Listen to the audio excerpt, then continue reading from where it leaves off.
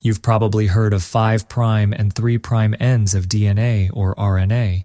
But what do they actually mean? DNA and RNA are made up of building blocks called nucleotides.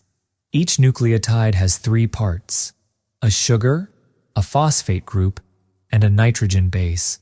The sugar has carbon atoms numbered from 1 to 5. To avoid confusion with the carbon atoms in the nitrogenous base, like adenine or cytosine, we label the sugar's carbon atoms with prime symbols. The 5' carbon holds the phosphate group, and the 3' carbon has a hydroxyl group. When nucleotides link together, the phosphate from one nucleotide connects to the 3' carbon of the next one. This gives direction to the chain from 5' to 3'. Why is it important to give direction to DNA?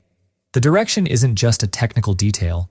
It helps in the binding of primer with DNA strands during replication and helps in the binding of ribosomes with RNA during translation.